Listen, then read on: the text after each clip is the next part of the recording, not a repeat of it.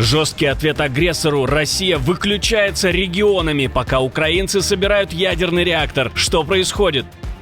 Президент срочно направил военных навести порядок, переговоры в тупике, и дело доходит до солдат. Невероятные детали покушения на генерала, молниеносная реакция, экстрадиция и задержание. Но что-то не сходится в плане ФСБ. Расскажем. Смертельная эпидемия набирает обороты. Подмосковье поражает вспышка страшного вируса. Связаны ли эти события? Мир на пороге новой пандемии? Об этих и других самых главных событиях вечера воскресенья, 8 февраля. Только самое интересное и самое важное в эфире «Нехта». Я Алексей Бурлаков. Спасибо, что вы с нами. Болезненный удар по складу, удар по тылу и по ракетной инфраструктуре. По данным Генштаба Вооруженных сил Украины, силы обороны Украины поразили склад материально-технического обеспечения противника в районе оккупированной Розовки в Запорожской области. Сообщается также о поражении живой силы и пункта управления БПЛА на захваченных территориях. Это бьет по снабжению и управлению, и без них фронт глохнет. Отдельно подтверждены последствия предыдущих ударов по полигону Капустин-Яр в Астраханской области. Повреждены объекты обслуживания баллистических ракет средней дальности, монтажный корпус и склад материально-технического обеспечения. Это уже уровень стратегической логистики. В Белгороде после ударов без отопления остаются около 80 тысяч человек. По данным местных властей, повреждены объекты энергосистемы. Сообщается о попаданиях по подстанции и ТЭЦ. У 3000 жителей нет газа и еще примерно у 1000 электричества. Восстановление идет крайне сложно, очень много порывов, которые явные или которые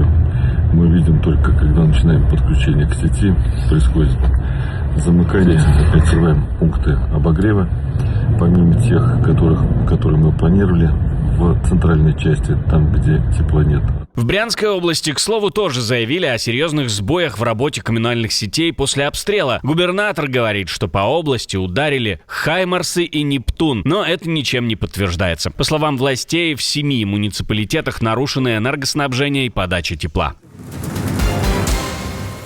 Планы российского командования раскрыты. Мирный процесс к лету – такая же фантастика, как полеты на Альфу Центавра. По данным Института изучения войны, Россия готовит масштабное наступление именно на лето. Командование рассчитывает бросить в бой стратегические резервы, которые формируют еще с прошлого года. Это выглядит как сигнал. Кремль не собирается сворачивать войну. Но есть проблема. Ресурсы тают. Потери личного состава постоянные, а нынешние резервы могут не потянуть заявленные цели. Сейчас отмечают аналитики, российские войска застряли на уровне тактических действий и не показывают серьезных прорывов. Это ставит под сомнение способность провести по-настоящему крупную операцию. Украинские военные подтверждают, активная линия фронта около 1200 километров. Самые жесткие бои идут под Покровском, а также на Лиманском направлении и возле Волчанска. Противник давит, но успехов не имеет. На севере Украины российские атаки теряют управление. По данным украинских военных, массовое отключение терминалов Starlink лишила подразделения противника нормальной координации во время боевых выходов. А без стабильной связи их привычная схема — это малые пехотные группы под прикрытием дронов — просто рассыпается. И главный вопрос теперь звучит так: хватит ли Москве сил на большое лето? Или это будет еще одна попытка на износе? А как думаете вы? Не забывайте писать свое мнение в комментариях под этим видео.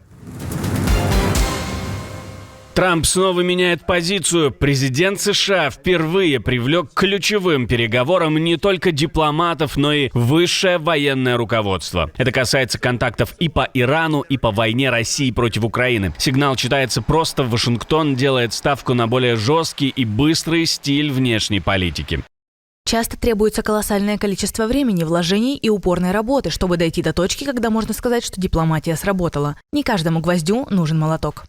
Среди участников называют адмирала Брэда Купера из Центрального командования, министра армии США Дэна Дрискола и генерала Алексуса Гринкевича, командующего силами США и НАТО в Европе. Эксперты видят в этом отход от классической дипломатии в сторону силового давления за столом переговоров. У американских президентов есть давняя традиция использовать необычных людей в роли эмиссаров, если они им доверяют и считают, что те смогут донести послание. Параллельно США подталкивают переговорный трек по Украине к ускорению, но ключевые темы, в том числе территориальные, так и зависли. После раунда в Абу-Даби их так и не закрыли. Формально диалог продолжается, обсуждаются новые встречи, но разрыв между скоростью, которую хочет США, и реальностью на земле остается главным тормозом. В Украине появился новый атомный реактор. Домашний реактор на батарейках. По словам официального дистрибьютора EcoFlow в Украине Валерия Яковенко, украинцы накупили зарядных станций суммарной мощностью более 3 гигаватт. Почти столько же, сколько вырабатывает Южноукраинская АЭС. Для сравнения, в сильные морозы Киев потребляет около 2 гигаватт. То есть потенциального резерва у людей и бизнеса уже больше, чем нужно целому городу-миллионнику в пик. Весь период, который мы анализируем, это период повышенного спроса. Мы начали энергетическое направление в 2021 году и испытывали системный рост рынка в течение 2022 года до 10 октября 2022 года, когда произошел первый пик потребления энергонезависимых технологий. Рынок домашних и бизнес-источников резервного питания оценивают примерно в 1,6 гигаватт по суммарной накопительной емкости, и около 62% приходится именно на EcoFlow. На фоне спроса расплодились и спекулянты. Новые партии выкупают сразу и перепродают с наценкой. А из-за дефицита и долгой логистики часть поставок идет авиадоставкой, а это плюс 20-30% к цене. Ни разу не странная развязка покушения на российского генерала ГРУ. Море новых деталей, молниеносная реакция спецслужб, задержание, экстрадиция, а все, что будет после, несложно угадать. Давайте по порядку, о чем мы знаем теперь. Замначальника разведуправления подстрелили прямо в Москве несколько дней назад. Мы говорили с вами об этом в предыдущих выпусках. Странности начинаются сразу. ФСБ обнародовало видео, на котором видно, как нападавший выбрасывает в сугроб возле подъезда пистолет, который потом, конечно же, находят. Затем уезжает на автобусе и в метро. Проезд оплатил, что, по версии силовиков, помогло восстановить маршрут. Именно так делает обычно человек, который пытается убить второго человека во всей российской разведке. Установлено, что Корба прибыл в Москву в конце декабря прошлого года по заданию спецслужб Украины для совершения теракта. Следствием на месте происшествия проведен тщательный осмотр, в ходе которого обнаружено орудие преступления, пистолет системы Макарова с установленным глушителем и 3 патронами. Исполнителем покушения на генерала Алексеева, по данным спецслужб, назван гражданин России Любомир Корба, 1960 года рождения. Его уже задержали в Объединенных Арабских Эмиратах и уже выдали, даже уже привезли в Россию. Также установлены предполагаемые пособники. Один мужчина 66 лет задержан в Москве. Еще одна фигурантка, по версии следствия, успела выехать в Украину. Поиск организаторов продолжается, но, судя по обстоятельствам, далеко ходить российские спецслужбы не будут. Правда, пресловутой визитки Яроша, украинского флага или сообщения от Буданова пока не нашли, но все еще впереди. Хочу спросить ваше мнение. Верите в такую постановку? Или вам тоже слишком тупо все выглядит? Не забывайте писать свои ответы, свои версии в комментариях. Олимпийские игры стартовали, и сразу с огромного скандала. В Милане тысячи людей вышли протестовать против зимних игр. По данным СМИ, часть демонстрантов вступила в столкновение с полицией. В ход пошли пиротехника и водометы. Сообщается как минимум о 6 задержанных. Город заранее усилил меры безопасности после недавних беспорядков в Турине, где пострадали более 100 полицейских. Причины у протестов разные, но общий тон жесткий. Люди говорят об экологическом ущербе от строительства объектов, вырубки деревьев, использовании искусственного снега и росте социального давления на город, от цен на жилье до расходов на игры. Параллельно в других городах Италии фиксируют диверсии на железной дороге. Следствие предварительно говорит о саботаже. Возможный след ведет к радикальным группам. Министр транспорта Маттео Сальвини предположил, что кто-то желает Италии зла. Интересно, кто? Как думаете? Смертельный вирус начинает шагать по планете. Его считают более опасным, чем ковид, и он вышел за пределы одной страны. В Бангладеш зафиксирована смерть от вируса Нипах, и тревога снова в регионе. Речь о редкой, но крайне опасной инфекции. Человек может заразиться от животных через продукты, например, фрукты, или при близком контакте с больным. Болезнь бьет по нервной системе. Состояние способно ухудшиться за 24-48 часов, вплоть до воспаления мозга и комы. Симптомы сначала похожи на грипп, жар, боль в голове и мышцах, рвота, боль в горле, потом возможны судороги, спутанность сознания, кома. Летальность в прошлых вспышках доходила до 40-75%. Специфического лечения и массовой вакцины нет, помогает только поддерживающая терапия. При этом Всемирная организация охраны здоровья оценивает риск широкого международного распространения как низкий. Но страны Южной Азии уже усиливают санитарный контроль. Вопрос в том, удастся ли быстро локализовать случаи, пока история не вышла за пределы региона.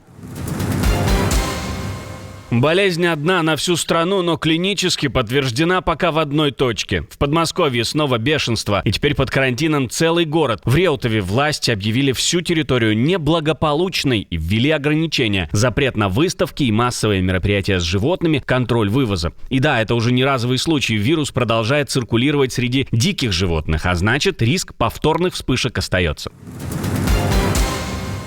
Выборы под знаком снегопадов. Чтобы выполнить гражданский долг, нужно пройти погодный квест. Япония выбирает власть, но голосование идет под снегом. В стране проходит день выборов в Нижнюю палату парламента. На кону 465 мандатов. Для большинства нужно 233. Главная интрига – удержит ли коалиция во главе с премьером Санае Такаити контроль, или оппозиция соберет достаточно сил, чтобы лишить ее этого. Но погода вмешалась в политику. Сильные снегопады накрыли регионы у Японского моря. Предупреждения действуют в ряде префектур. Даже Токио оказался под снегом. Редкая картина для столицы. Сейчас нет никаких оснований для проведения внеочередных выборов, поэтому мы получаем задержки с исполнением бюджета, а в регионах с сильными снегопадами выборы обходятся очень дорого и делают для обычных людей участие в голосовании значительно более трудным. Так что проведение выборов в данный момент нельзя оправдать. Местные власти могут задерживать открытие участков или закрывать их раньше ради безопасности. Внутреннее ведомство советует избирателям заранее проверять часы работы участков. Выборы идут, но природа тоже голосует по-своему. А в прошлом выпуске мы говорили о том, что США и Россия могут подписать соглашение без Украины, о том, что Британия готова к штурму. В Минобороны обсуждают силовой захват российских судов, о том, что уже известна дата первой встречи закрытого клуба Трампа, и об ошибке на миллиарды долларов, которая перевернула судьбы десятков людей. Такого еще не было. Если вы еще не видели, обязательно посмотрите, а мы встретимся уже завтра.